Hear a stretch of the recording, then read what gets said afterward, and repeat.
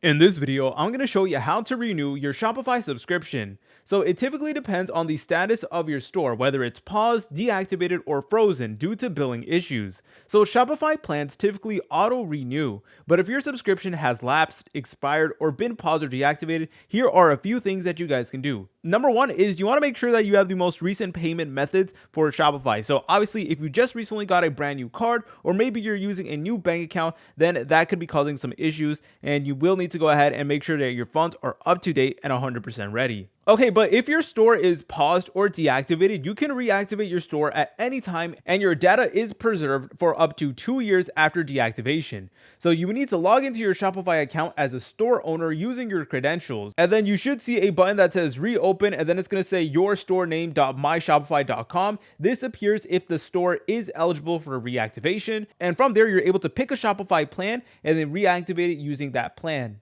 And also, if you have any missed payments or stuff like that, then you will need to go ahead and log into your Shopify account as the owner, but instead you would pay any outstanding balances. If there are multiple unpaid invoices, settle each one of them fully. And then once the payments are processed, your store will automatically unfreeze and you'll regain full access. At any point in time, you guys can go ahead and contact the Shopify customer support. If at any point in time you're confused or none of these things that I mentioned in this video didn't work, go ahead and contact the Shopify customer support right over here. This is their phone number, and you want to call them, you want to explain to them the situation in a concise and respectful manner, and then they will take the necessary steps to help you. If you guys found this video helpful, make sure to leave a like and subscribe. I'll see you in the next tutorial.